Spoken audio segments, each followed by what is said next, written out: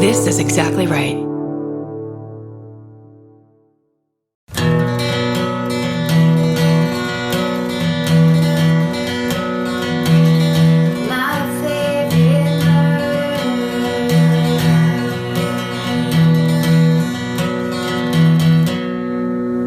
Hello. Hi, friends. Hey, welcome to My Favorite Murder. This is a podcast that asks and answers the questions.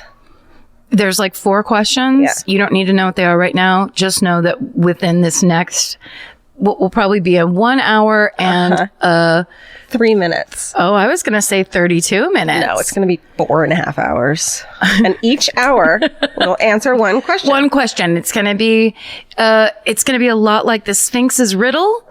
What walks on 4 legs in the morning? Blue blue. Whatever. But more interesting than that. Less ancient.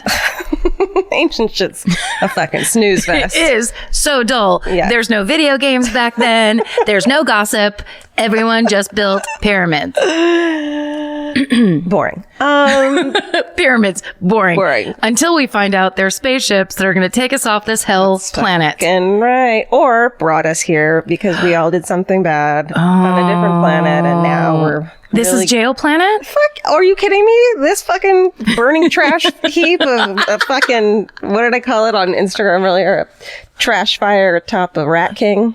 A festering Rat King. That would smell so bad. You know what a Rat King is? Yeah. Right? Hey, everyone, if you don't know what a Rat King is, Google that shit. go Google it and look at a photo. Google image that shit. Yeah. And don't try to be intellectual about it and read about Rat Kings. No. You just get that picture right in your head. And then use your imagination. Also, find out for us if go onto Snopes and find out if they're real or fake. It's real. Is it real? There's photos of it. But you know how these days we live in a time where every single thing has now been proven false by BuzzFeed in some way? Not our beautiful, beautiful Rat King.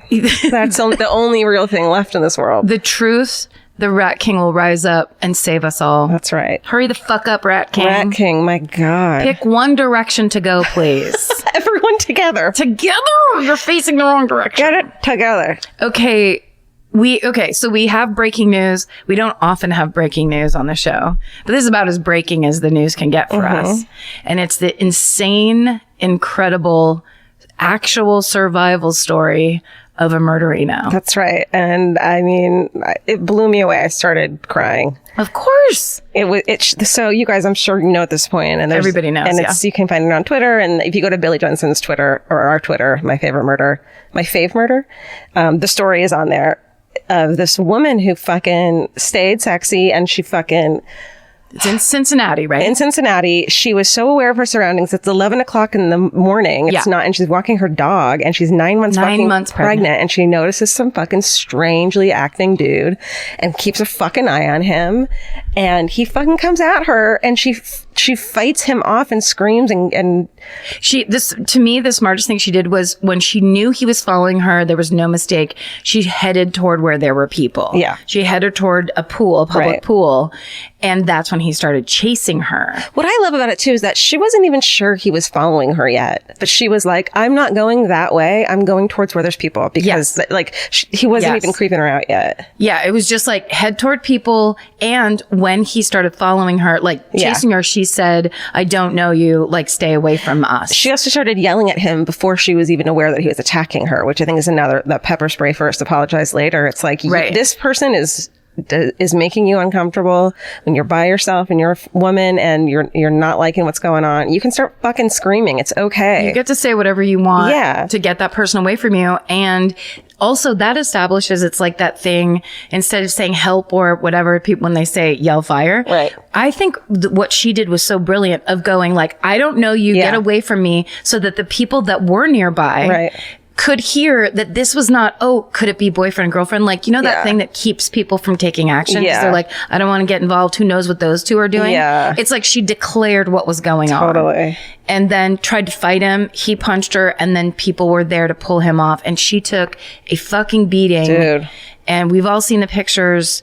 It's amazing. And the baby's fine. She's fine. The baby's fine. The dog ran home. I love that and also the dog is fine. And it's like, you get bad boy.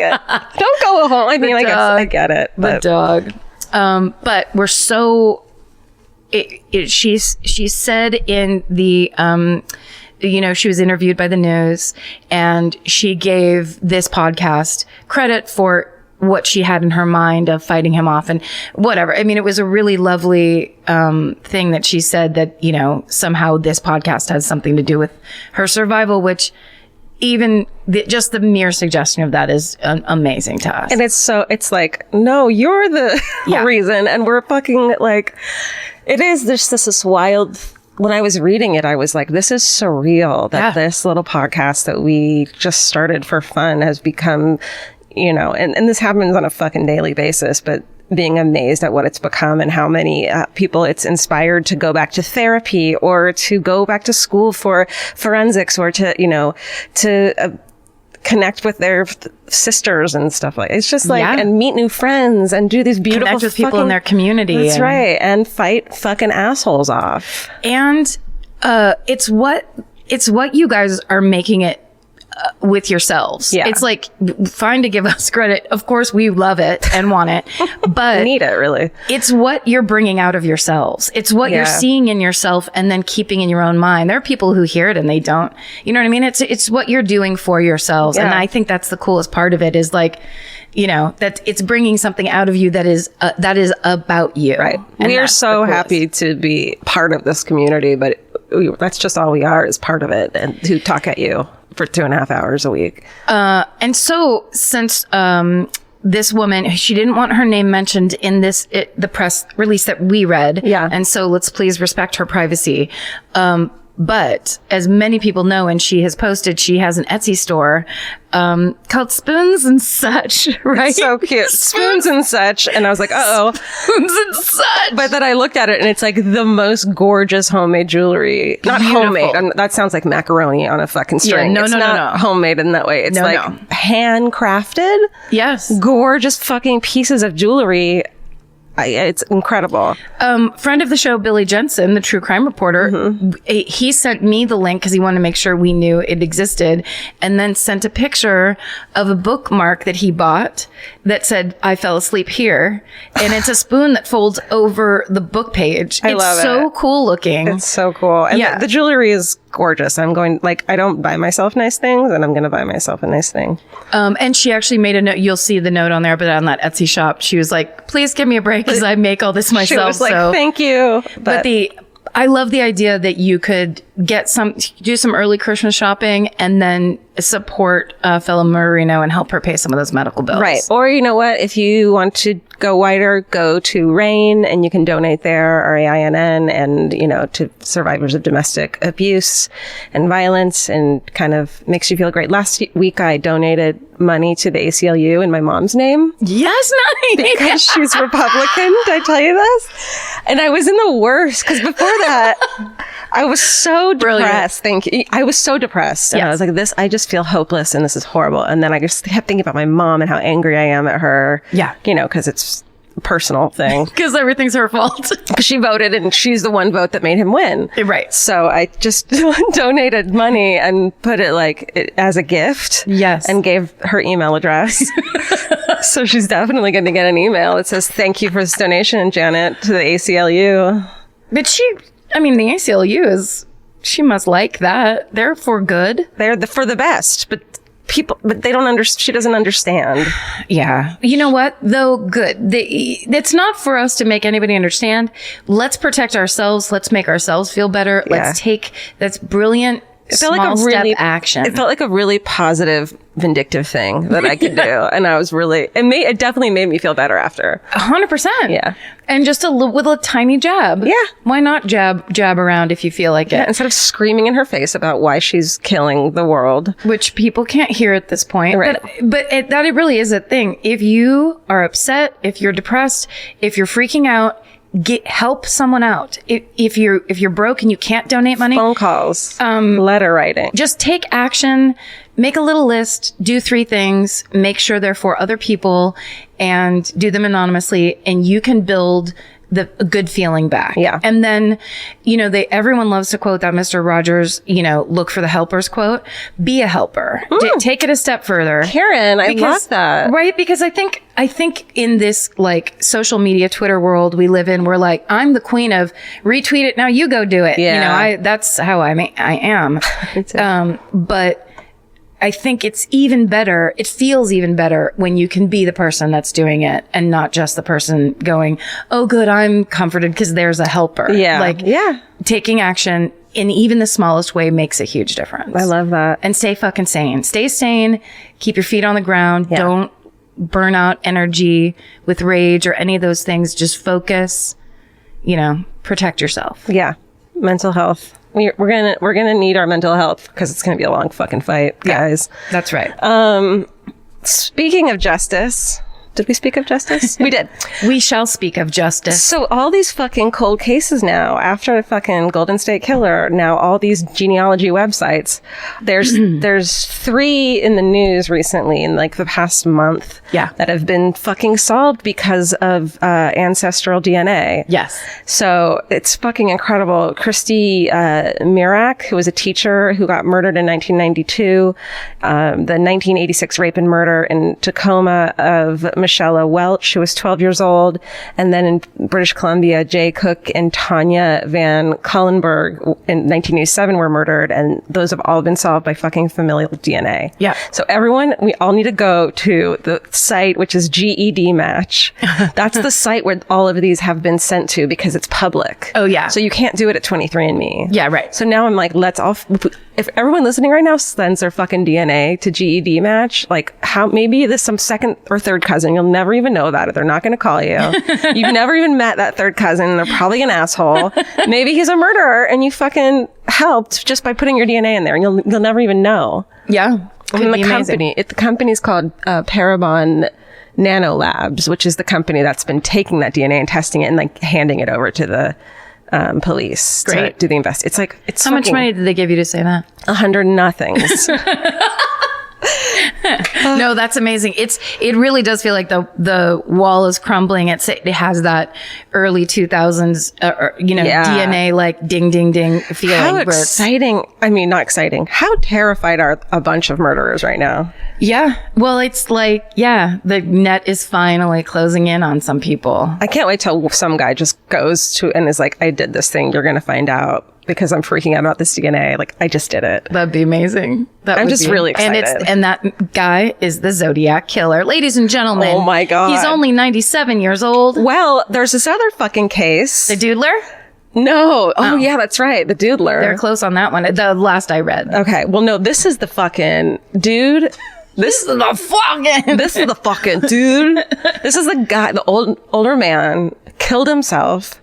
They had no clue who he was when they ran his name through, it was like 2002, when they ran his name through the database to find out who he was because they couldn't get any prints or anything. It came up, his name, Joseph Newton Chandler III, came up as a boy who had died in 1945 at 8 years old. Yes. So he stole this fucking guy's identity and they're trying to figure out why and who he was and why he was on the lam. And everyone, of course, is like, he's the Zodiac because he was in fucking Napa at the time. Right. Right? Yeah, he's in the Bay Area. But we don't know yet. I love that. That's so also good. The fun part, that it's going backwards like that. Yeah. Where it's like, we got the guy, now we have to figure out where, like, match everything up. Totally. It's fascinating. No, it's such an exciting time. Not only because of that and all of those things, but also because somebody tweeted a picture. Oh no, what? On Twitter. Oh God, what is it? It is, okay, I'm going to say the people. It's a podcast called Boundary Issues. Okay. Never heard of them. Sorry, guys.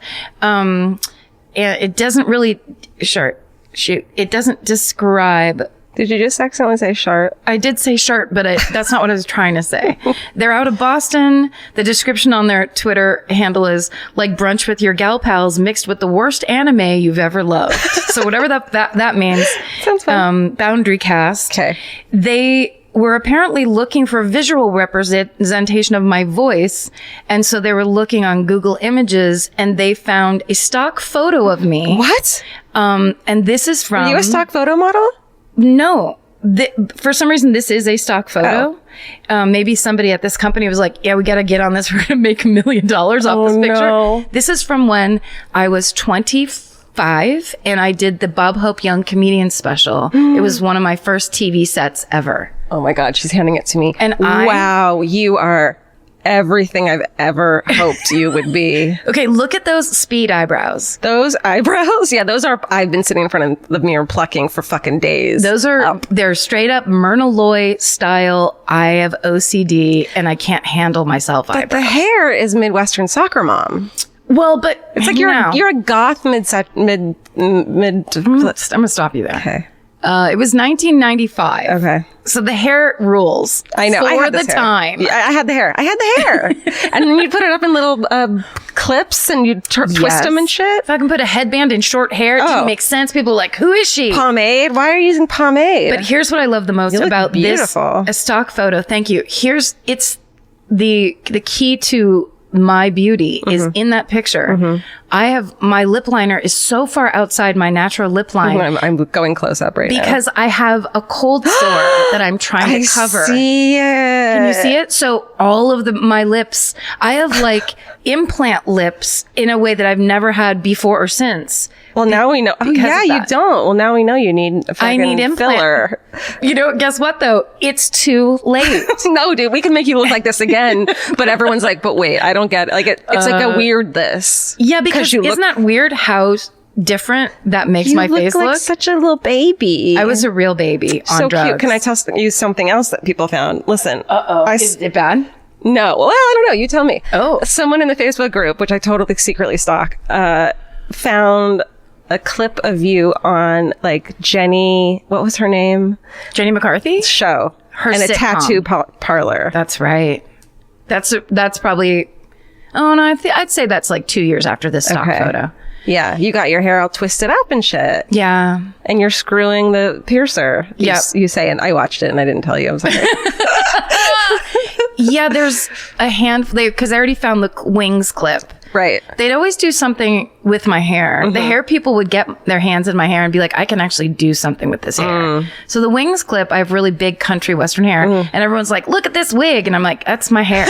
It's just hairspray in my hair. You can do anything. I love it. But the Jenny McCarthy one, it's like, it's kind of the Bjork 90s look where it's just naughty knots all over my head. That's right. And if that doesn't look good on anyone but Bjork. No. Because then you just have a bald head. Yes, you're bald. And I think they did it because it looked funny. Because I really, punk, Punk, but also I'd like, when you have a round face, it's like, clearly she shouldn't have that. Whatever. I mean, this is one of the many reasons why I hate television. Yeah. This is our new sitcom. Our new podcast. Our new podcast called Let's Talk About My Hair in the 90s and the drugs that I was on. There's something about that picture, though. The idea that someone dug that up, there's something so delightfully terrible. It's like somebody getting your old yearbook. But like, why is it a stock photo now? Why are they using it for stock? I know. That I cannot explain to you. It's good. It's pretty amazing. What else? Do we have any other business? I don't. We have a fan cult. Oh, are we posting this week on it? Finally? On the fan cult? I don't mean finally as in you. I mean, Steven. I mean finally as in us. We're getting our shit together. So we're posting the P.O. Box unboxing video on the fan cult and a live episode. Live episode. Which one is it? Milwaukee? Minneapolis. Night one of Minneapolis. Shit. So, remember? Or if you don't, go to myfavoritemurder.com, join the fan cult. You get a t-shirt and an enamel pin, and you can join all the forums, and you get a bunch of stuff like that. You get to join another little club. It's the club inside the club. Right. And as soon as I figure out how to join it, I'm going to start posting on the forum. But my dad is doing it in the meantime for me. Marty is standing in for you. We'll try to get all the families involved. That's right. My sister would probably lurk. Yeah. For sure. But she wouldn't want anyone to know she was there. And yeah, those live shows, I think people are going to be excited because we've been asked for a long time. So we're going to start putting those up, on the reg. And then, of course, all kinds of wonderful content for you. Recipes and videos, songs, poems. Steven's going to write a poem every week. Oh, we haven't actually, what needs to go up ASAP, Steven, a picture of your new haircut. Steven has a summer look that actually is not that different than me in the stock photo in 1995. And it is a look as in like LEWK. Like it's got fucking attitude. Talk to us about the haircut, Steven. You know, I mean, it was... on Oprah. No, I was a very self-conscious thing where I think I've seen a lot of photographs of myself with the huge beard and and the long hair, and I was like, you know what, it's time to freshen up. So yes, just back to the mustache, and just a nice little. It's getting hot in LA, so you deserve it. You deserve a nice, take care of yourself. It makes you feel good. It looks really good with the headphones on. Yes, we're gonna get the same haircut. It's podcasting hair. Mustache, it's more realistic. Mustache, absolutely. I'll just stop shaving. Yeah. I could do a mustache. I'd say in 4 days. Well, you look great. We support you. We support your look, but also you need to start putting some content on the fucking channel called Steven. Now that we got the compliments out of the way, what the fuck? Get your shit together. Come on. Put your personal shit on there. Second. Are we right? Yeah, you're raising your hand. Miss Hardstark? Yes, Karen? Just Miss Kilgariff? Just this one thing, and this is local news. Kay. This is the local news segment of the show. Los Angeles. Los Angeles. Hold on. Are we going to talk about the very first episode we ever did? It's called episode number 1. Oh, yeah. We talk about, the first thing we talk about is a fucking dude who gets in a car accident on a freeway right near us and severs half of his body and lands on a fucking, what's it called? What do they call them? The freeway sign, an exit sign. An exit sign. Yeah. So that's it's like a kind of a theme. And now episode 100 and what is this? 27. Ooh, 127. We're getting back to that same thing that we started in episode 1. Because the 110 freeway in Los Angeles during rush hour. Okay. Asshole. This is like closing down the sidewalk in New York City. Yeah.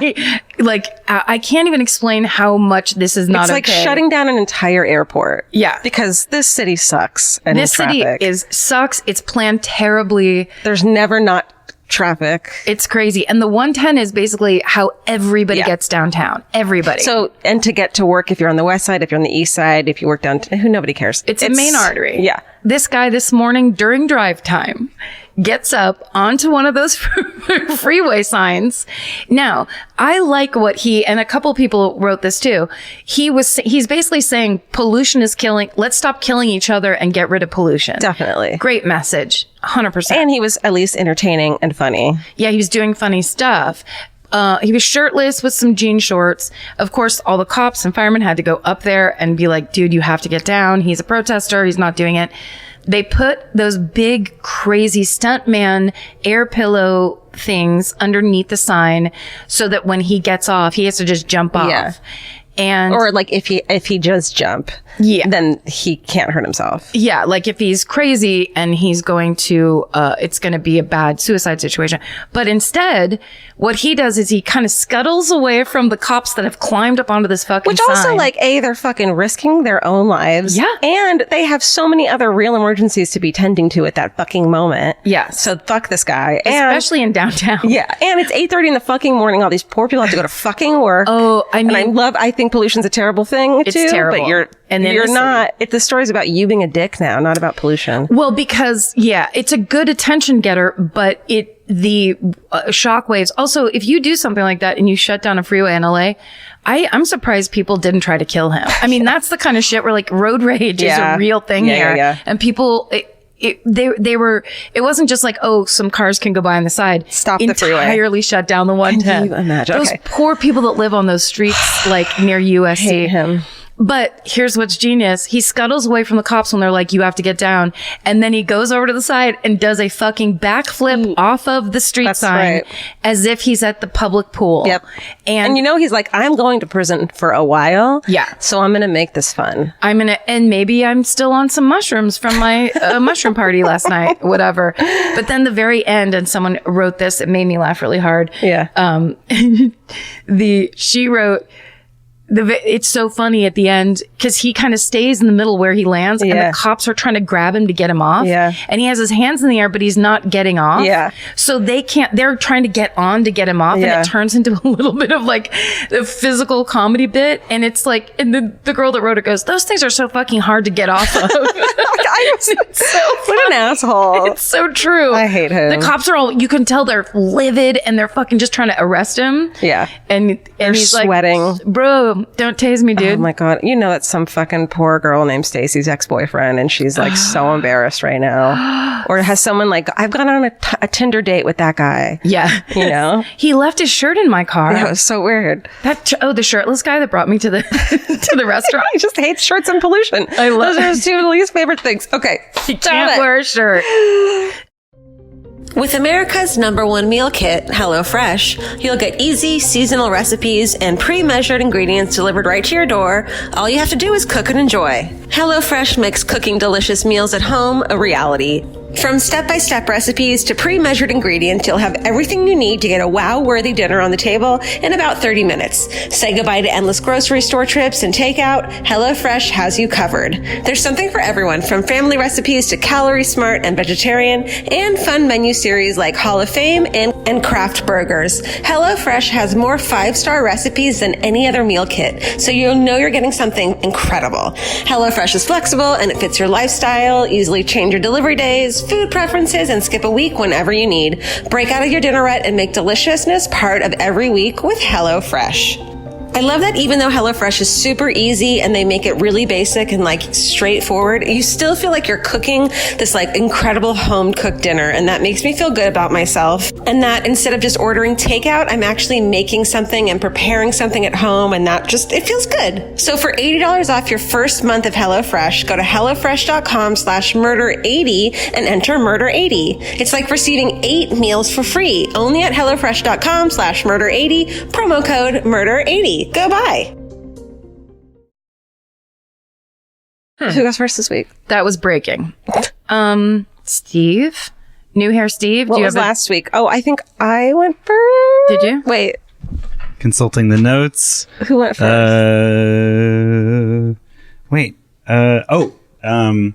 You go first. I go first. Yes. Okay, great. This is Karen Kilgariff. Good night. I'm going to take a nap. This is lip implant Kilgariff. Reporting. You close your eyes, put your feet up above your head. Like I do. Georgia just turned into the letter L. Okay, so with all with the very bad feelings that are in a cloud around us, like pollution, like this terrible pollution. I will say this, coming home from Petaluma, having visited my family and then driving back down, this city it's disgusting. It's shockingly brown. It's so brown. You don't even notice. You think the sky is blue and then you're like, well, that's actually not blue. No. And it's like driving down the 5 when you get behind Burbank, and you're kind of like on that spot. So you get almost you get the pollution that's kind of in general, but then you get it all the way downtown too. Yeah. It's like the air is tan. Yeah. It's very disturbing. It is. So backflip, you were right. But why did I say that? Oh, because so with all the bad things that are happening, it's very good for us. Like I'm so happy I went and saw my family, got to see Nora, got to hang out with the fam, got to have a nice drive home and listened to about 40 episodes of the legendary podcast Criminal, which we've all listened to. Yes. So good. So many amazing stories. And of course, my favorite thing is when people are telling their own story firsthand. Yeah. In some way. And so this one I wanted to tell because I think we've all heard this story on Dateline and on all of the shows. But in this episode of Criminal, it's told firsthand from this woman's point of view who was in it and involved in it. And the whole thing is kind of as awful as the story is, it's also feel good, which we fucking need right now. Well, we're not going to have that by the end of the episode because mine's not. No, and I don't think people are coming here for the direct feel good. Right. But I just want, as I sat down, because I was going to do Georgia Lee Moses this week because I was in Petaluma and she's the 12-year-old girl who's still a cold case. She was murdered and left by the side of the road. At the same time, Polly Klaas was, but Polly Klaas got way more attention. Because Polly Klaas's family family was there. There were people who they didn't know Georgia Moses was gone for a couple days. Like, it's the difference in everything in those two stories is so stark and awful. But Georgia Moses still has friends who knew her from junior high. They have a Facebook page. They still talk about it. And they moved. There was a memorial next to the 101 freeway, which was near where her body was dumped. And when they just did a ton of reconstruction on that part of the freeway. They had to move the memorial, and people were really, really upset. It's like, you can't just move this. This is meaningful. They moved it in front of the Petaluma City Hall, which I think is so beautiful and important. And like, just even doing that slight research made me happy. Yeah, well, maybe that can be one of those cases that are finally fucking solved by ancestral DNA. The thing is, I think in all these cases, or, you know, like a major part of it is that there's someone somewhere that's just fighting for it. Still waiting. And bugging people and saying, please test this, please test this. Yeah. Which we all know, and every time we do, you do them way more than me of the cold cases. So anyway, that's what I was going to do. And then when I sat down after all the news this morning and everything that's tough, I was like, maybe something less tough. Yeah. So this was a cool story to hear on Criminal. And also I got, there's a really good article in the Dallas News that was reprinted from August 3rd, 2012. Okay. So this starts October 12th, 1984. And we're in Dallas, Texas. It's a woman named Angie Samoda. She's a student at Southern Methodist University, which is right there in Dallas. And she is, you know, she's described by her friend and in every article or whatever. And this is a thing that we come up against a lot because, of course, the majority of stories that we hear are about blonde, beautiful women. That's a news get. If a blonde, beautiful mother is killed, you know, that's a story that everybody sinks their teeth into. Right. And so this is another one of those stories. She was in a sorority. She was a sorority girl. She was really fun and vivacious and lovely and beautiful, but she also was super smart. She was a double major in computer science and electrical engineering. Holy shit. So she clearly wanted to be like a computer person or knew that that was going to be the future. Totally. And so she, you know, that's why her friends called her a triple threat. And so basically the majority of this episode of Criminal, they're interviewing a woman named Sheila Wysocki. And Sheila was Angela's roommate freshman year at Southern SMU, we'll call it. Okay. I feel so uncomfortable using shortened terms for colleges as if I fucking went there or anywhere.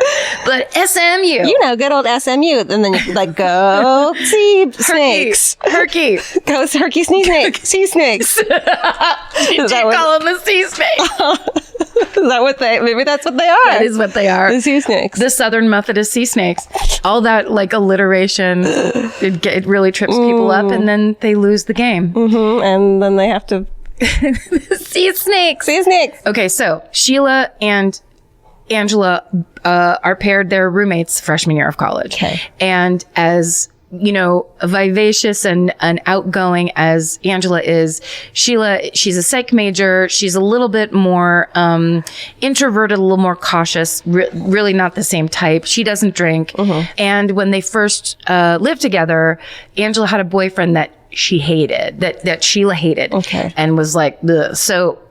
But then Angela broke up with that guy, and then the two of them started hanging out all the time. Okay. And so Sheila tells a lovely story of how they used to go drive down a place called Forest Lane, where basically you just drive around. That's how you met guys in that area, which is so cute and so country. It reminded me of in Petaluma. We had in the 80s in high school, there was cruising. You just drove up and down the boulevard. It's like, let's see who's out right now. Yeah. And like yell into other people's cars and then just drive away.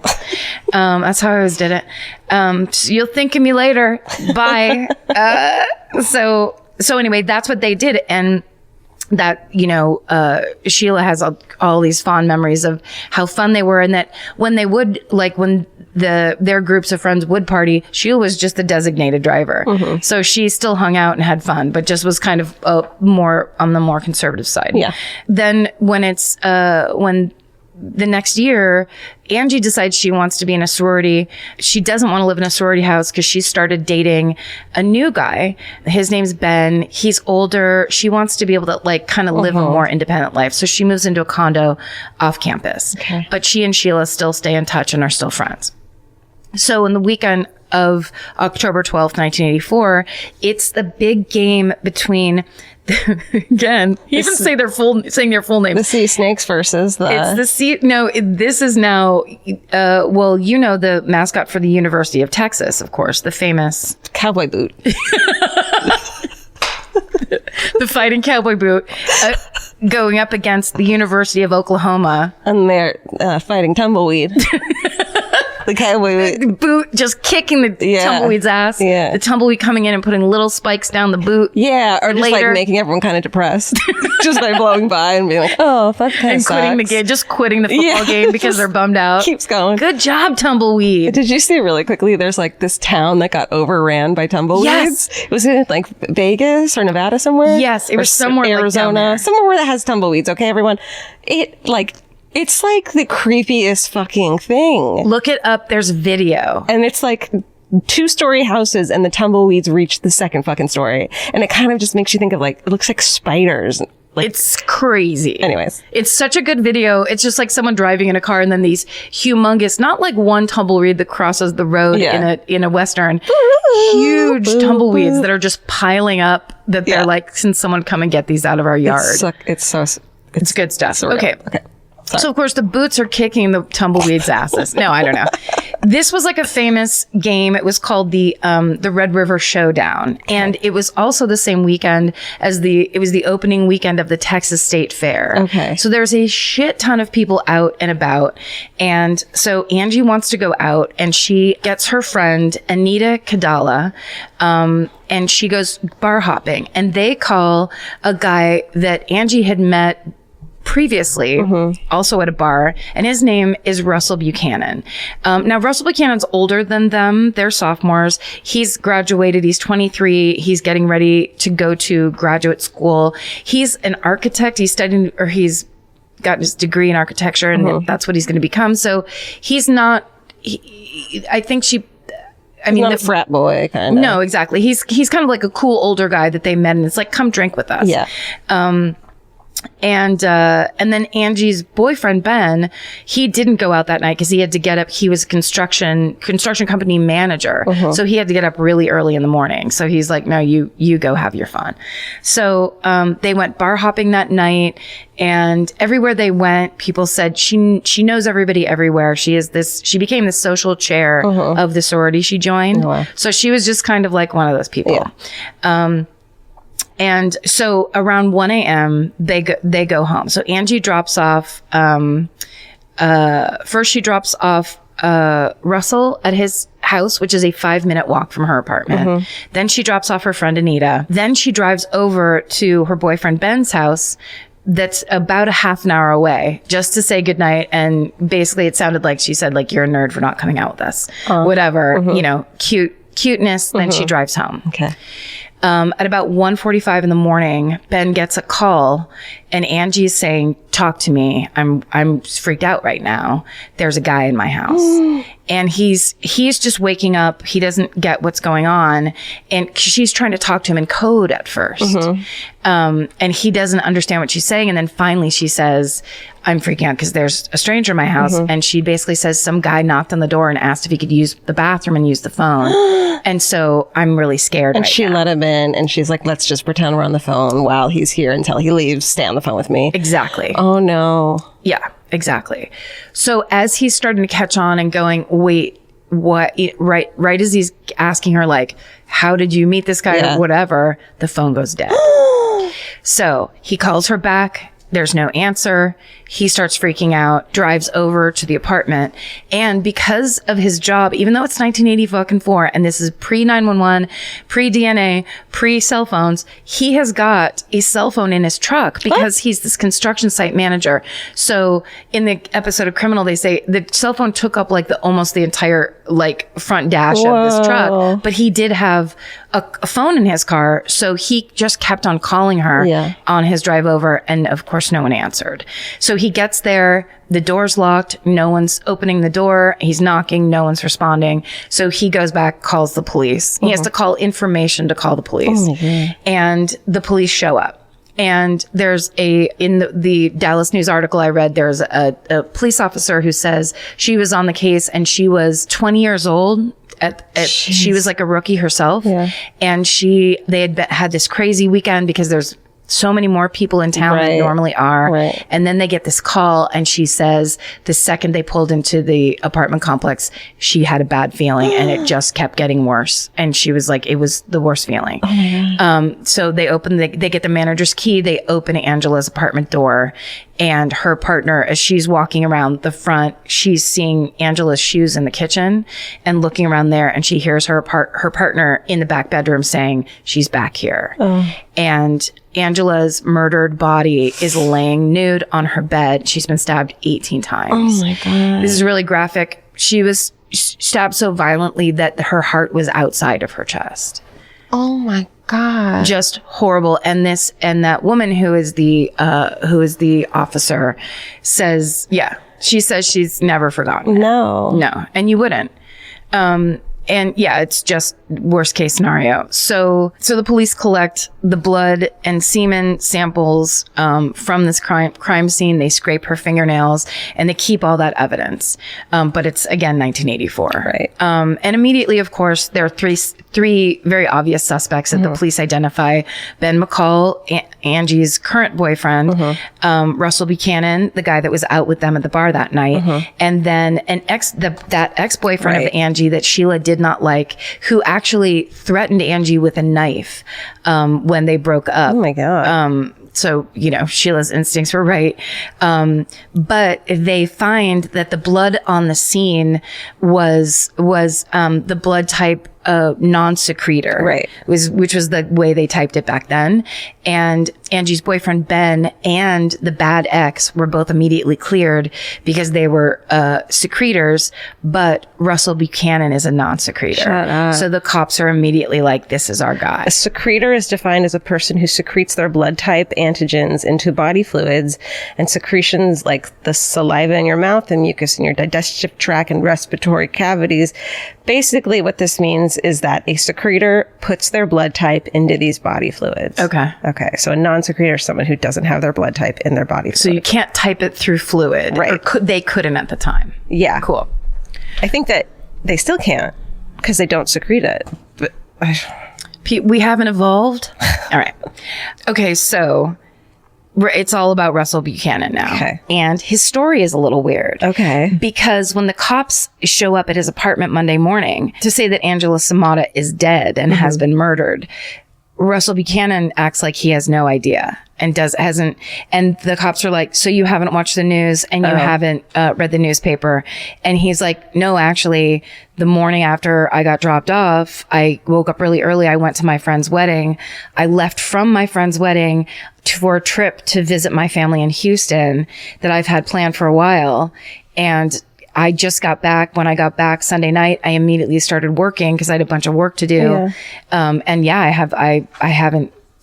don't know anything." That doesn't seem that weird, right? I mean, well, yeah, from his point of view, but the cops see it as you got dropped off and then you left town. That's all they are seeing. And so they're like, "And you're a non-secretor." Right. So they bring him in and they give him a lie detector test and he passes it. And that, of course, they're like, "What happened? How did this happen? This is the guy, clearly." And so they put him under surveillance and they're watching him. And over the next 6 months, they bring him in repeatedly to question him and to test his story and to talk about that trip to visit his family and over.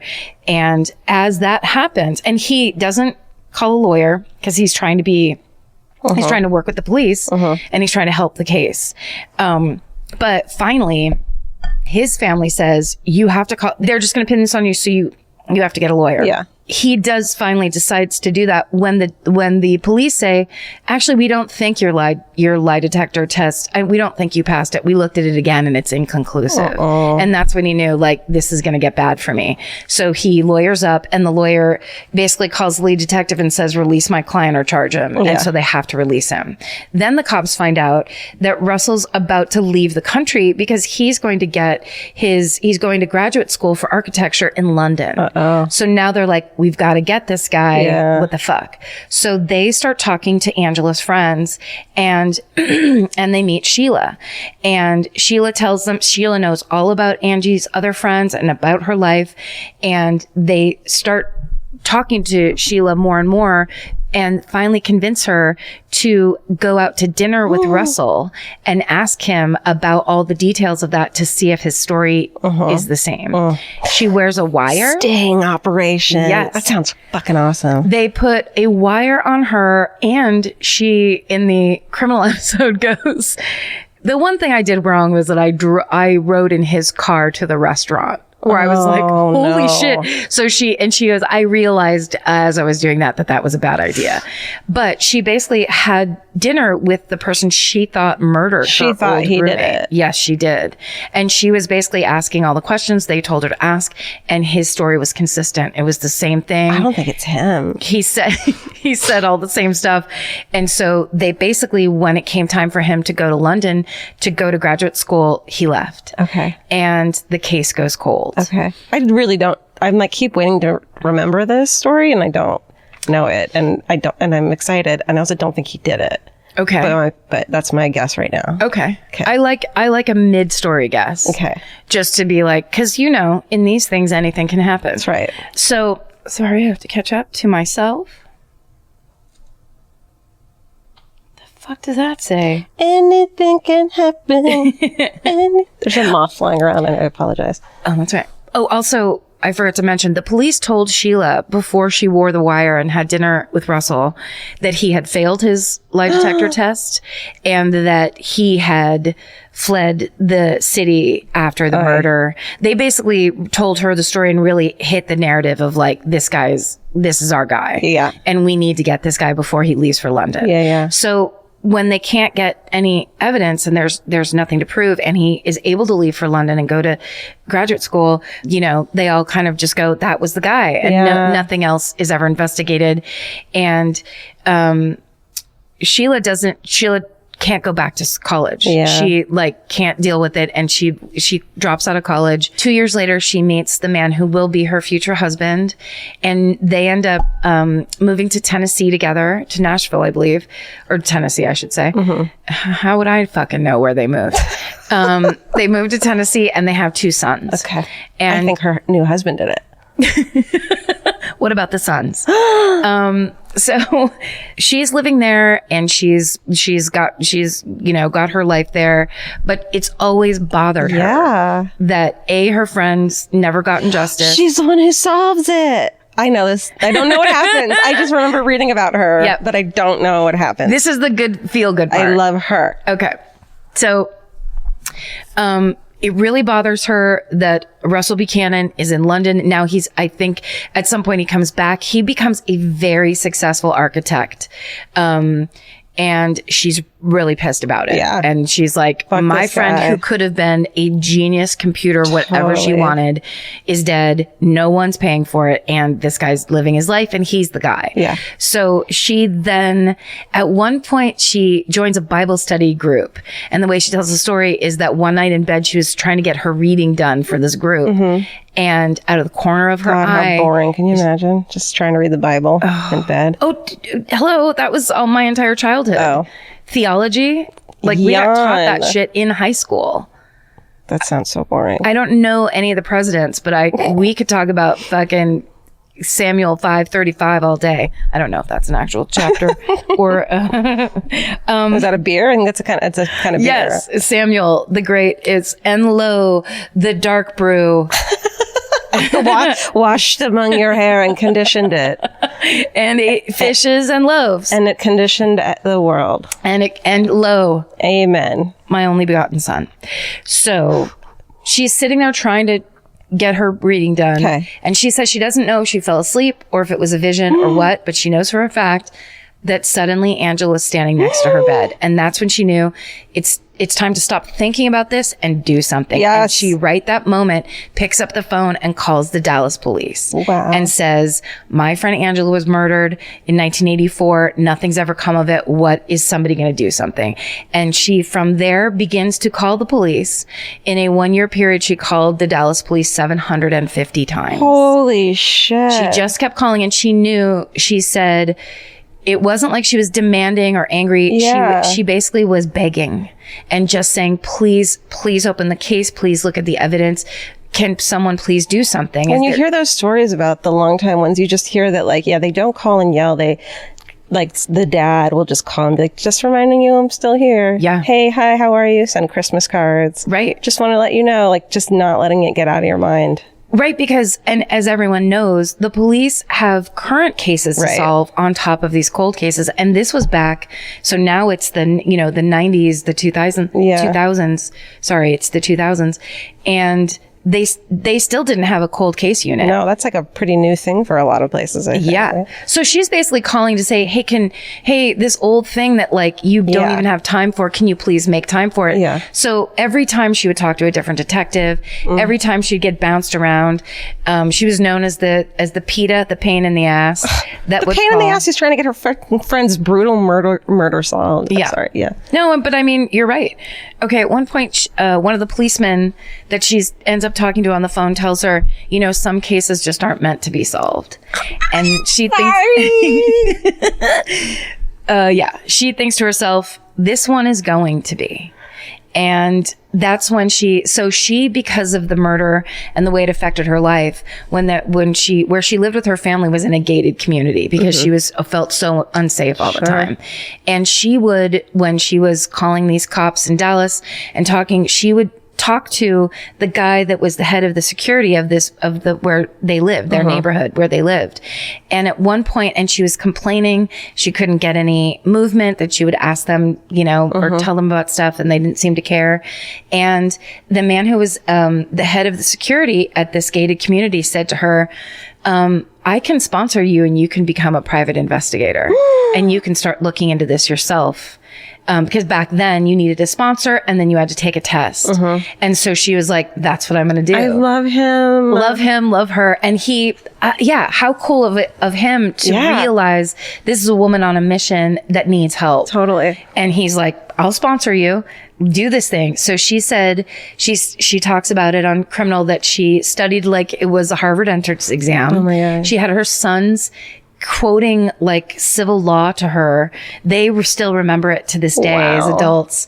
And she basically took this test and became a private investigator herself. Wow. Because then you can get the case files, right? Yeah. And she has all this access and there's much more respectability with the police. Right. When she's calling, she's not just some lady. Totally. Suddenly she's an investigator that's there. And she also had to work on, when she first started as a private investigator, she was doing like cheating cases and all those kinds of things. But the only reason she got her license was to solve Angela's murder. Okay. So, but she's actually working as a real private investigator simultaneously. That's so cool. She actually, her quote, there's an amazing quote in one of the articles I read where she said, the FBI has nothing on a worried mother. I'm a better investigator. Oh. So in 2006, after years and years of calling, and she made a war room in her house where she like had all the evidence, and she'd finally gotten a hold of a detective named Linda Crum. And she said in her first conversation with Linda, she knew it was going to be different because suddenly somebody was listening and they were talking, and there was, this was now a world where cold cases were a thing you went into, and that was becoming a department and all that stuff. So she talks to Linda. Linda finds out that they have blood samples, they have fingernail scrapings, they have semen. And Linda's like, we're going to send it to the lab. Hell yes, you are. Yeah. And in 2008, they get a hit and they find out that the DNA at the crime scene belongs not to Russell Buchanan and not to anybody that they investigated, but to a man named Donald Andrew Bess, who was in 2008, when they found out, serving a life sentence in Huntsville for rape. Oh my God. He had been out on parole for rape in 1984. He saw Angie the night that everybody was out in Dallas for the big weekend, and became fixated on her. He followed her home and knocked on her door and asked if he could use her bathroom and use her phone. Gained access to her apartment, which at the time, and this was a product of the day, but I'm sure he was very polite and very friendly and probably acted worried. The man was 6 feet tall. Wow. And weighed 350 pounds. Holy shit. There's no need to you don't open a door for somebody like that. Yeah, somebody now like we that, know, like, you don't even open your door. You don't open the door. You don't say, no, you can't come in. You just don't open the fucking door. You don't open the door, and there's no reason that a man like that needs your help personally. Yeah. He could go to a gas station. There's lots of other places. Anything. So anyway, but at the time, she's just back in from the club. It could have even been that thing where she gets in, turns around, shuts the door, and then there's a knock. Yeah. She thinks it's someone like her neighbor. Yeah. Or, somebody that just passed her in the, there's the way your mind goes. You're like, this is fine. Yeah. But then once he's in the apartment, she immediately gets the bad feeling. She's like, what did I fucking do? Yeah. So she calls her boyfriend. And again, pre-911. Yeah. You can't, if there's no emergency things set up to help you and support you, you don't know what else to do. It's also that thing of like, I'm like, well, she should have just walked out of the house, and like left. But it's like, yeah, you don't. And go where though? To knock on the neighbor's door. I don't know. Yeah, but I like that. Knock on the neighbor's door, or just grab your keys and get into your car. Right. But the thing of like, I don't want to leave the stranger alone in my house. It's like, at this point, if you've got some worry going on, just get the fuck out of there. Your shit will be fine. Grab your cat and get out of there. Yeah. Yeah. So what the police theorize is that he gained access to her apartment, surely by being charming and nice. And then once he got in there, he attacked her. And when Ben got to the apartment and knocked on the door, he was still in there. They think that's when he stabbed her to keep her quiet. Yeah. Oh my God. So in June of 2010, Russell, they tried Donald Bess for capital murder. The jury deliberates for 1 hour. Yeah. And this is after the defense. It's very upsetting. Sheila talks about this in the episode of Criminal. The defense brought out her outfit and talked about how she was dressed provocatively and that basically she was asking for it. Are you in 2008? Yeah. They completely tried to destroy her reputation. They tried to talk about her. They tried to act like she was getting around town type of stuff. Can you imagine being on that jury and just being like, what the fuck is going on? Like, it's almost like them convicting in an hour is telling the defense, fuck you. Yes, it is. That was not a fucking defense. That's exactly right. And this DNA match was almost 100%. Yeah. It was astronomical. It's almost like they weren't even saying he raped and murdered her. They were saying she deserved it. Right. Well, how he couldn't help himself. Exactly because right. of her. Exactly right. And that jury came back and was like, no. How about go fuck yourself? How about he gets the death sentence? Yeah? Yeah. He's found guilty. He's given the death sentence. Sheila drove 650 miles from Nashville to Dallas to be there for the trial. Oh my God. With her older son. Oh. Yes. And then Donald Bess is still on death row, and he just lost his most recent appeal. 2 years after he was convicted, in February of 2012, Russell Buchanan met Sheila Gibbons Wysocki, and because they both went to Dallas to film the episode of Dateline about Angela's murder. And when Sheila met Russell, she said to him, I need your forgiveness. And then she explained everything that she did to help the police try to convict him. And she explained how, they told her he'd failed. That basically the storyline was that he was guilty and they needed help getting him. And she always thought he was guilty. She always thought he was guilty. And Russell Buchanan said to her, you were just doing what you thought was right for your friend. And then when Russell Buchanan's name was cleared entirely, the Dallas police apologized to him. The current investigator pulled out his file and said, you've really been through something. And he was quoted as saying in the Dallas News that quote, "It wasn't their fault. If that was your daughter that had been killed, wouldn't you want the police department to use whatever means necessary to find the truth? I would. As far as I'm concerned, the Dallas Police Department does not owe me an apology. They never did. I'm grateful for the work and the service they did. That's it, period." How fucking rad is that guy? Oh my God, yeah. And the part that I love the most, Sheila Wysocki, I hope I'm pronouncing her last name right, but I think I am. She now has her own private investigation firm in Nashville called Without Warning. And she started out she was only doing it for her friend Angela so that she could solve that murder. She said that she gets thousands of calls from families with cold case murder cases that they need help with. And she works on about 5 a year. Oh my God. And, when it is the kind of final moment at the end of the episode of Criminal, Phoebe, what's her last name? Phoebe Judge. Yes. I love her so much. Phoebe Judge with the greatest. I'm Phoebe Judge. I'm a Phoebe Judge. And this, she's so human. Yeah. She's just warm, so good warm. at it. So good at that good radio stuff. Yeah. Phoebe Judge says, "Why did you think you could do this?" And Sheila goes, "I didn't, but I had to try. She deserved it." And that is a fucking horrible story that is also so beautiful of a person who just like did something. That is incredible. Let's end this episode now. I won't do one this week. Or can we edit this so that yours is the end? No, just tell yours. Okay. Tell it. That was beautiful. Thank you. Yeah, good job. And good job, Phoebe Judge. Good job, Phoebe Judge. Sheila and Phoebe really gave me I was driving down the 5 just being like, this is the best story of all time. This is it. This is beautiful. God. Okay, I'm going to pee. What? When you were in the bathroom, you texted Danielle. I'm always working. Do not get Are we recording? Yeah. Oh, Georgia did it again. We took a break. And then Georgia got some work done in the bathroom. Sitting there peeing. What else am I supposed to do? I just love it because she goes downstairs and then I get a notification on my phone as I'm sitting up here. Georgia texted so-and-so. I love it.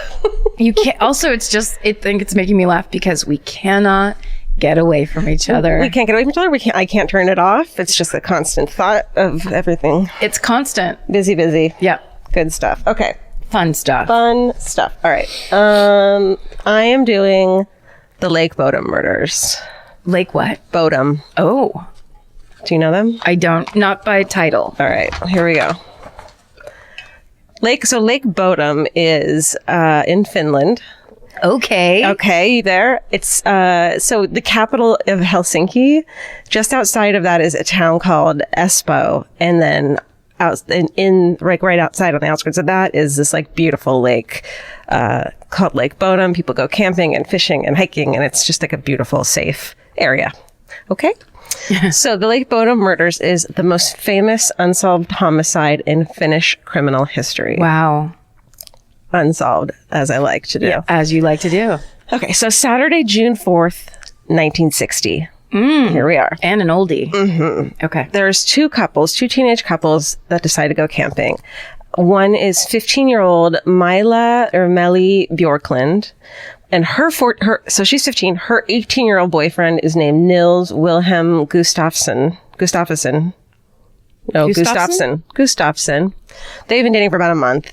And then their friends, Anya Tuliki Maki, she's 15 also, and she's with her boyfriend about a year. His name's Seppo Boisman. He's 18. So two 15-year-old girls, their 18-year-old boyfriends.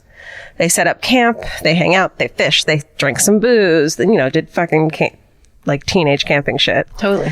And then they go to bed that night in the tent. And before I realized what the real name is of this kind of tent style, I just wrote Snoopy style tent. But it's a pup tent. Yes. You know what I mean? Where like you just like hang a rope and you put it over it and so it's like kind of Wes Anderson movie kind of a style more than like a tent. Like you're not like today's camping. It's not high ceilings. It's very it's basically just an upside down V on the ground. Exactly, with some like string hanging there and here and whatever the fuck. Got it. So, all right, they go to sleep. The next morning at about 11 a.m., a hiker comes upon the teens' campsite. Oh, this poor hiker. I know. Well, actually, I, of course, looked in the My Favorite Murder email to see if anyone had sent us anything about it. And one woman sent us an email, a murderino, and she was like, the truth about this is my two aunts actually found the bodies, but like all this shit happens and this guy gets credit for it. So. Oh, no. But it's like, she was like, they don't really need the credit. Yeah. Credit is an odd word. Right. Yeah. So this guy comes across the tent and he sees that it's collapsed, it's bloody and ripped up. And upon closer investigation, he realizes that all 4 teens are tangled in the tent and one of the teens is laying on top of it, bloodied. Ugh. He fucking takes off, calls the police. They come and they find the tangled in the tent, the dead and bloodied bodies of Mila, Anja, and Seppo, so the 2 girls and one of the boys. And on top of the tent is the badly injured body of Nils. He's unconscious, so he's still alive. Wow. Investigators surmised that while the teens were sleeping in the tent, the 2 boys on the outside, the girls on the inside, that's sweet and innocent. I know. It sounds innocent to me. Like, yeah, they had been attacked by someone outside of the tent with a knife and a blunt object. So the killer had apparently first cut the ties so the tent collapsed. So the kids are probably confused and then just starts fucking blindly hitting and stabbing at the people in the tent. So who knows if he even knew who was inside of those tents. Wow.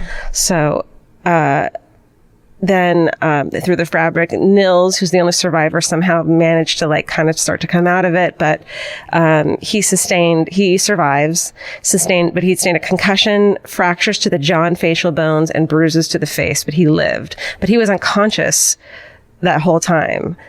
So it must have been kind of bad, right? Yes. So his girlfriend had received the worst of the attack, Mila.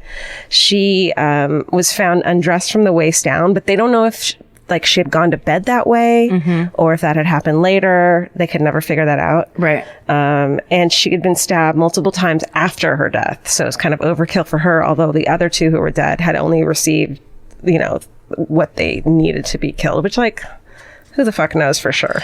Right. But it's just, it's obvious to the police that one person got attacked more. Right. Yeah. Right. But then again, it's well, maybe she was on closer to the person who was doing the hitting and stabbing. Yeah, but then when you add in but her boyfriend is survived, even though he's injured, that's bad. And her pants are gone. Yeah. That's bad too. Bad. Okay. So before the teens had been found that morning at 11, at 6 a.m., there were some boys and they were out bird watching. They went towards the tent because they saw the motorcycles that the teenage boys had driven up in, and they saw the collapsed tent and they saw a blonde man walking away from it, but I don't think they realized anything was wrong. So they just kept moving, but later told the police about that, and they gave a description of the killer. So while Nils is transported to the hospital for treatment, investigators call upon the fucking town to come help find the murder weapons and other items that have been taken from the scene. Oh no, crowdsourcing? Yeah. Oh. So this fucking crime scene and surrounding area gets motherfucking trampled. Of course. That's how they used to like to do it. Yeah. They say, can we get more boots over here, please? Can we get the Texas cowboy boots? Well, and it's the funny argument of when people are like, what is this true crime trend or whatever? It's like, are you kidding me? Read any of these stories. The town always shows up and tries to grab shit and take it home since the 1500s. Yeah. It's human instinct to go to the worst. This is a brick from the fucking hovel that fucking so-and-so was murdered in. Jesus. The oldest murder. Yeah. Shit. Okay. So. Jesus was murdered by your sins. We can talk about it after the show. Let's edit that out.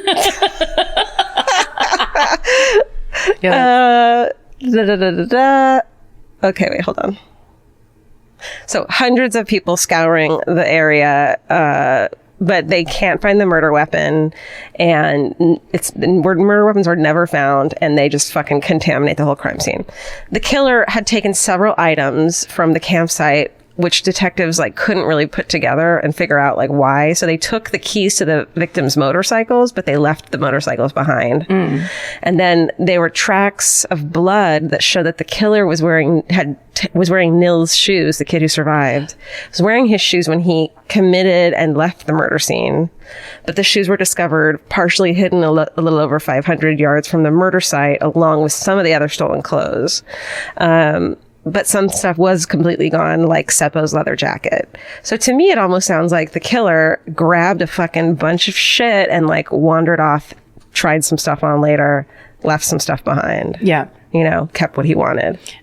Or if we're still playing in the realm of like Nils might be. Yeah. Then he set it up. He did it, then realized all that would be recognizable, like shoe prints and stuff. Right. And then tried to go hide his shoes. Yeah. Or like, there's all these possibilities. And it's also hard because a lot of these articles are written in Finnish. So the stories, like there's... You don't speak? No. What? Yeah. Oh. I know. I'm embarrassed. Didn't people when we were in Scandinavia tell us that Finnish is like the hardest language? That they don't even understand it sometimes. Yeah. Yes.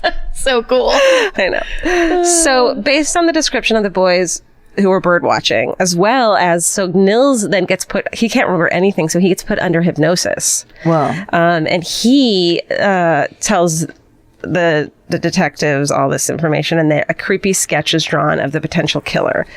Okay, so here's some creepy sketches, and you can see them on our Instagram account or our Twitter account. No. He just looks, what does he look like? Well, the eyes are too big. That looks like... Okay, but just... It looks like someone has... it looks like when people mess around with their selfies and give themselves oversized eyes. And like a weird kind of pug nose, big lips. Yes. It's weird. Oh, well, and also it's a very... the face is all scrunched in the middle of the head. Yes. So it's big features, but then the face itself is small and the head is big. Yeah. And so he's this blonde man. Okay, so they give him this sketch. Then the funeral for the teens happens, right? And police later look at the photos of the crowds at the funeral, because there were hundreds of people there because it was this small town and everyone came to the funeral. And they notice an unidentified man in the crowd who looks almost exactly like the sketch. Are you going to show me a picture of it? Are you ready to be more creeped out than you've ever been in your life? Okay, hold on. More than Beast of Jersey mask? Yes. So just remember that sketch you just described how it doesn't look like a real person. Yeah. Okay. Look at that. Oh, no. It looks like a racer head. Yeah. A racer head in the middle of the crowd. It looks like they took that horrible drawing and then made it into a person's face. Yes. It doesn't look like it's a person's face, and it just doesn't look real. I'm like reaching for the phone from Steven, like, give it back, because it looks like something's wrong with this person's face. It looks like you know what it looks like? You know when that woman did that painting over the antique scrolls, and it just looked like a cartoon face all of a sudden? Yes. That's what it looks like. Yes. It's in a sea of normal faces too, so that's weird also. But it also looks like, I mean, we could just keep on doing this, but there's an aspect to it that has a kind of like, what's that fucking guy? What's the director? What's Edward Scissorhands' director? Oh, Tim Burton. It's a Tim Burton cartoon character feel, like real dark circles under the eyes, and the eyes are big, and the cheekbones are big. Like really white blonde hair, but I guess it's fucking Finland, so it's not that weird. Okay. We'll get back to this. I just want to keep talking about it. Because you know what it kind of looks like? It looks like he's wearing a mask. Yeah. It's very fucking creepy. It looks like a mask. So then, but nobody knows who that person is. They couldn't identify him. And let's see. All right. So here are the suspects. There's a list. The owner of the mask shop. I'd put him way up at the top. My nightmares. Okay, so Karl Vladimir Gillstrom, known by the nickname as Kiosk Man because he owns a kiosk at the campsite, which I think just means you buy shit there. Oh, right. Food, maybe. Sure. But he's like a notoriously fucking asshole. Hates campers, where it's like, get another job then, dude. People like to be unhappy. That's true. He even sometimes will throw rocks at passing children. He's just a fucking grumpy asshole. You can't do that. I know. 1960, you can do anything you want. In Finland, you can huck a rock at a child. Shithead camper. Yeah.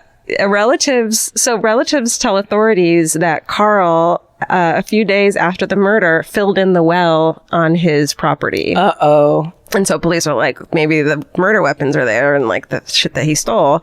So police search his property, but they're like, we didn't find anything incriminating, but they didn't dig up the well. Oh, that's the one place it would be in.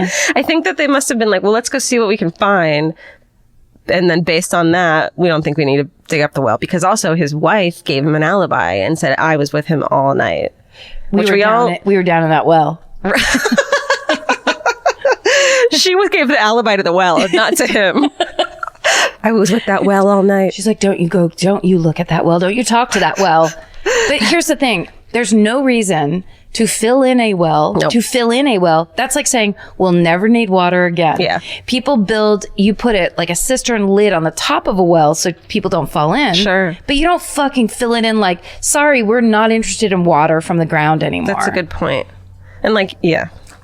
All right. So his wife's like, nope, totally with me, which we all know, like, fucking don't trust alibis from like moms and girlfriends and fucking boyfriends. And people who have a reason to lie. Yeah. Or have been threatened personally by the person who they're lying for. Yeah. So years later, he supposedly is shit-faced and tells his neighbor, quote, I killed them, which could mean anything. True. And then, while on her deathbed, his wife was like, FYI, fucking totally lied for him. Because he threatened to kill me. If I didn't give him an alibi, he said he would kill me. Of course. But like, then it couldn't be completely verified. She had said it to a friend. He said that to the neighbor while he was drunk. And then in 1969, he kills himself, reportedly by drowning in Lake Bodom. Oh. Which is like fucking creepy. Yeah. And thematic and weird. Yeah. Also, FYI, we don't say committing suicide anymore. I read about that. Yeah. It's interesting. Yeah. So I just want to make sure I say the right term. Yes. So the morning, okay, then here's another dude. This dude, I fucking think did it. Oh. But everyone in fucking Finland thinks someone else did it. Okay. So this dude, like this person, I'll let you tell me more than well guy, but Well's, yeah. He's a good one. They're all good is the problem. Yeah. So the morning after the murders, this fucking dude named Hans Assmann. One S or two? Assmann. Oh, come on. I swear to God. Your language isn't that hard to learn after all. He's German. So this dude, Hans. He's really into legs. He's an ass man. He's an ass man. He goes into, Steven, don't laugh. Don't be immature. Oh, no, Steven's whole head is red. Steven's just bright red. Steven, don't be immature. This is a serious subject. It's tension. We're laughing from the tension. He goes to the Helsinki Surgical Hospital and he's fucking disheveled. He has black under his fingernails and his clothes are covered in red stains. Uh-oh. And his behavior's super fucking sketchy and weird. The doctors and nurses all say he lies to them about why he looks the way he looks. And when they're like, question him further, he fucking pretends to be unconscious. What? Goodbye. Like, just close his eyes. Head like, to the side? Where were you last night? Good night. Yeah. I'm unconscious. Oh. Assman, wake up. I'm an Assman. And he's aggressive and nervous other times. So he's a fucking sketchballs. And it turns out, so he's from Germany. It was said to, he maybe started the rumor or it's true. It's hard to tell. He served as a guard in none other than Auschwitz. No. So he's a fucking, we hate this guy. Yeah. Served none other than Auschwitz. I'm sorry, but that might need to be the title. Well, it's like the one, you know what I mean? It's exactly. Like, it's not like, fucking Birkenau. It's like the fucking top of the line. He's not to say that one is worse, Jesus. Not Jesus. cut all of this out. If you're going to name a concentration camp, Auschwitz is the one everybody's heard of. None other than.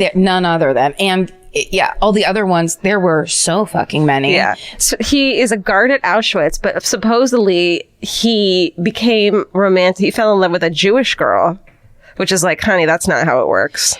I mean, yeah, then okay, go ahead. It's really problematic. I was gonna give Ass Man some advice, but I think we're past that. So they're like, fuck you, and send him to the front lines.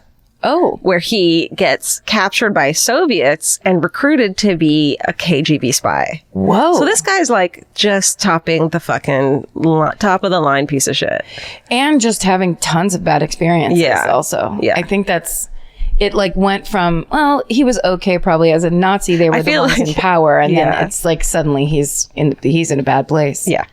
So his clothing matches the description of the Lake Boda murderer, and he like a couple days after watching the news about what happened, cuts his blonde hair short. Oh.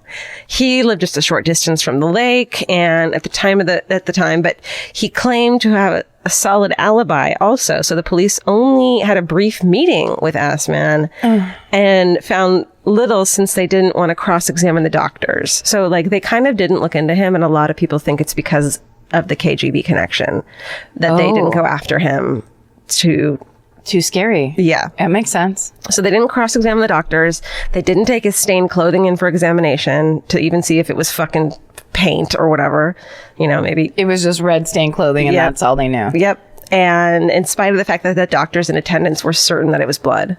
And in fact, a doctor, Jorma Paulo at the hospital, he was one of the doctors to initially examine Assman. He goes on to write 3 books about Assman. He became obsessed with Assman. I bet.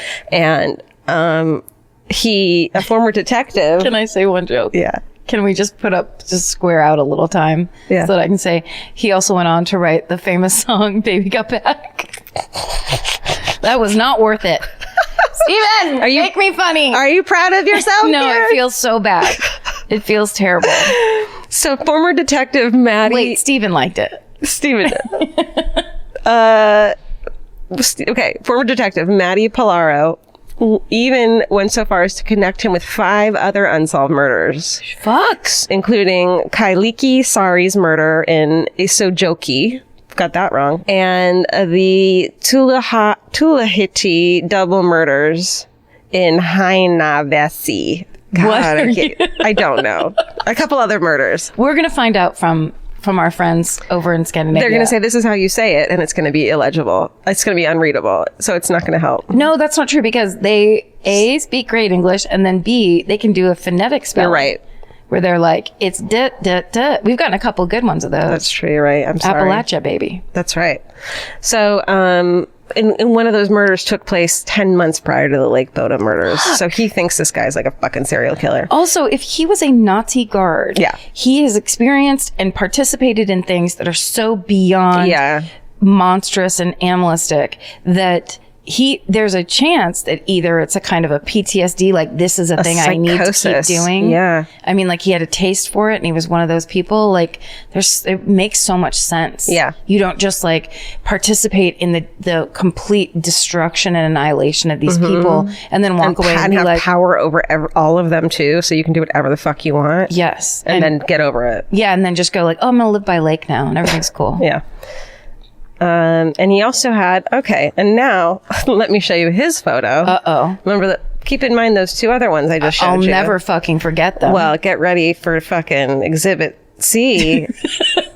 Okay, because here we go. Ready? Yeah. No! It's identical.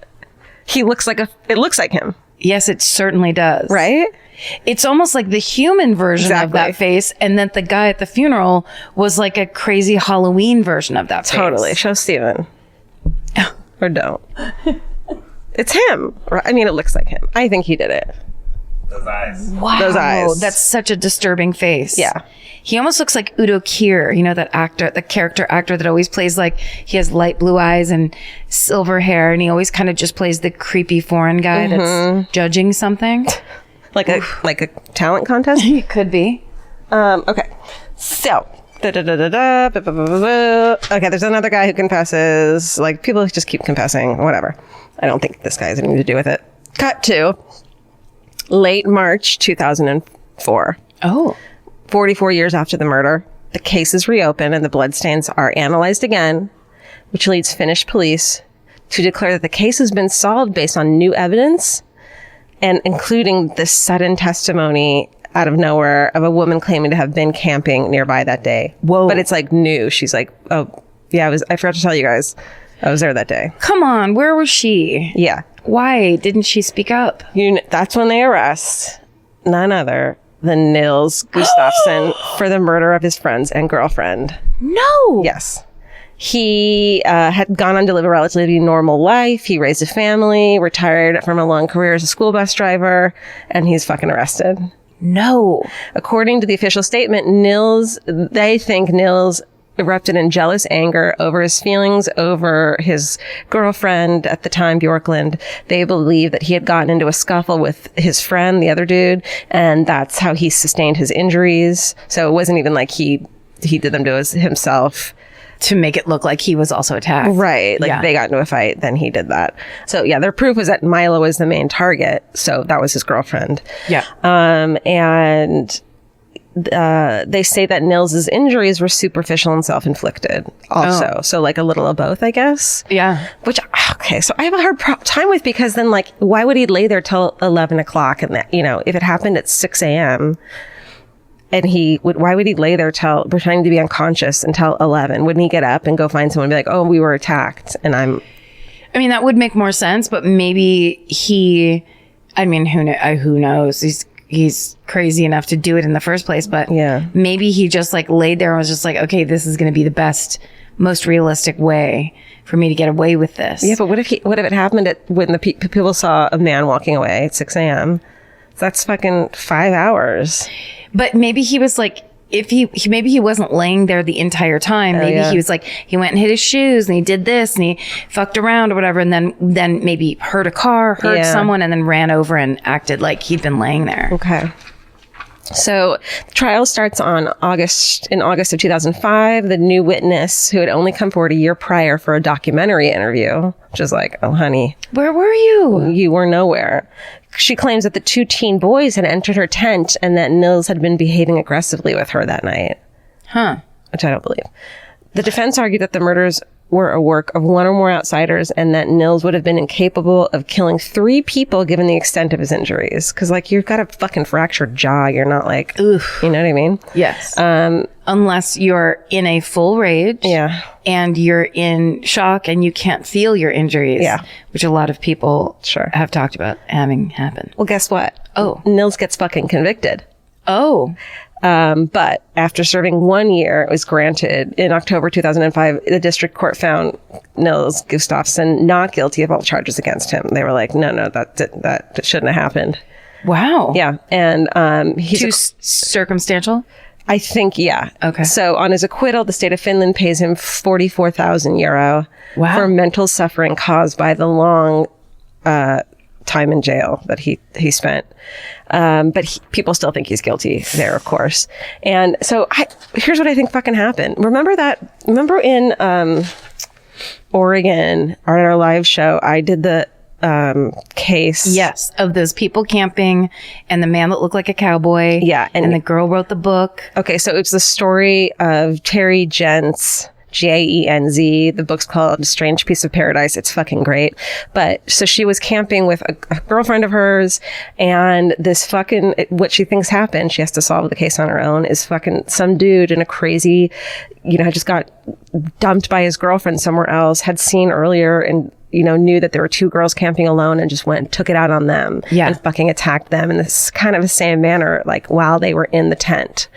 And he was in the outside. And so some fucking crazy person who maybe they like cut him off earlier on the road, or maybe they like yelled something at him. They're these teenagers, you know? Yes. And Nils doesn't remember because he got a fucking concussion. And this guy just went crazy. I feel like attacking from the outside of the tent while you can't even see where the people are inside is just not about anything but rage. Yeah. It's not personal. It's not about one person in in the tent, it's just, you just start swinging. Yeah, you're just trying to inflict pain and horror on people. And then the thing about like, there's missing shoes. He tries to steal these shoes. He steals a jacket. Is like, is this person on the run already? And is trying to get fucking clothing that looks, you know, that he can use as a disguise. Yeah. Or is he just kind of out on his own and doesn't have a lot of money and he's like, I need this. And but then why would he, if you took that motorcycle, you'd get caught with a motorcycle and that'd be like, open and shut. Right. Maybe he doesn't know how to drive a motorcycle. Maybe he's too small. It's a baby. He's a tiny baby. So when they tested the blood on the shirts, it was Nils's blood, and that's what made them go, he did it. When they tested the shoe, they tested his shoes. I can't tell exactly, but they did test his shoes, and all 3 of the murder victims' blood were on his shoes except for his. Oh. Which could be explained in a number of different ways. Right. But there was also supposedly no other blood type at the scene. Oh. But, I mean, there's if that's all you have is circumstantial evidence, that's not enough. Right.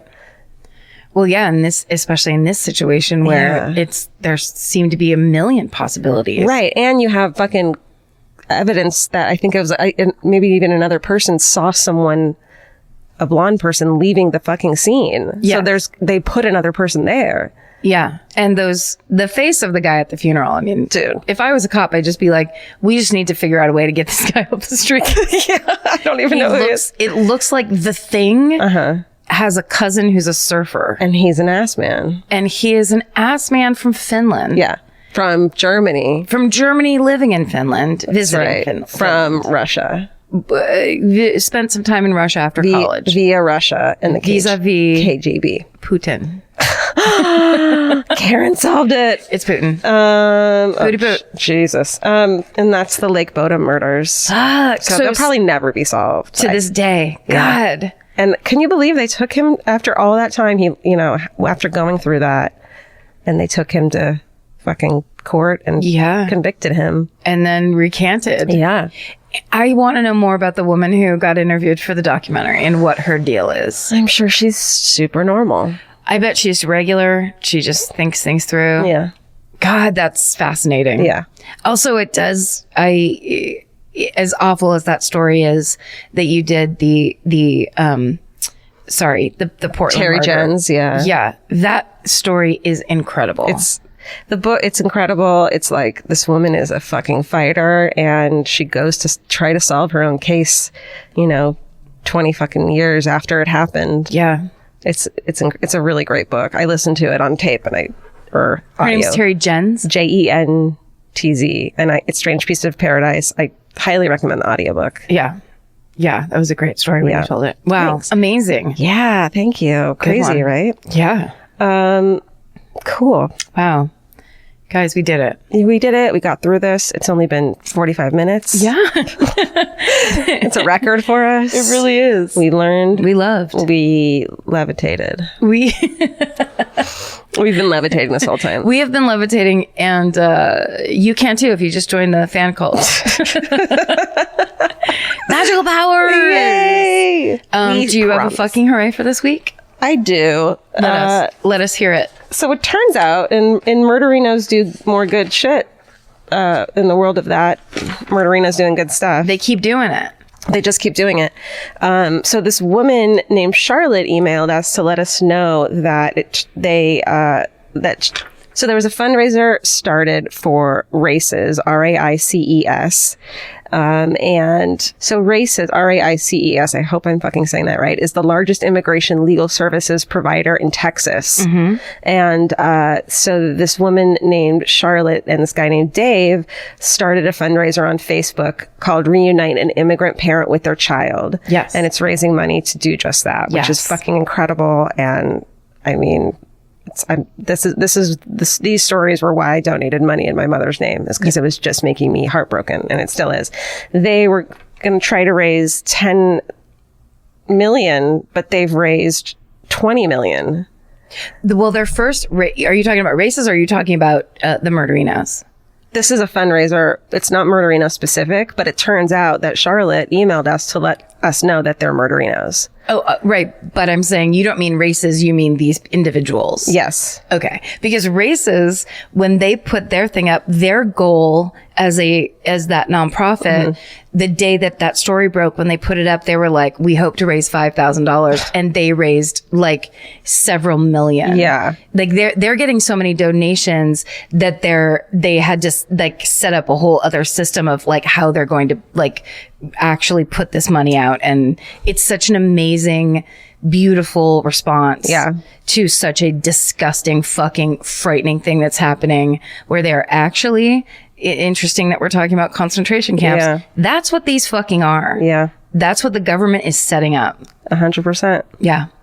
And so these are the helpers, you know, and they're taking action. And how much have they raised? I think that, so I can't, I think it's 20 million in 12 days. And so you can go to Reunite an Immigrant Parent with Their Child, Fundraiser for Races by Charlotte and Dave. It's on Facebook. I will donate as well. Or, you know, donate to wherever you can that makes you feel good and makes you feel like, you know, your money's going to a good place. Yep. Even if it's $5 it's a good thing to do. Yeah. Do that. And then my fucking hurry for this week will be, I went to therapy this morning. It was an especially good sesh with my therapist because I had been out of town for a week. That's always good. But it was making me, these days I'm very philosophical in therapy because I've been in it for so long. Yeah. And I will say this, you know, there's lots of people who tell us I started therapy because you guys talk about it. And I want to say this to people who start and maybe they're feeling like plateau type of feelings, like, oh, I've been in therapy for X number of years and I'm not getting what I thought I would get or something. Don't put some kind of weird expectation time limit on your therapy. Go to therapy and show up every week trying to learn something about yourself. I swear to God, if you can just stay in it.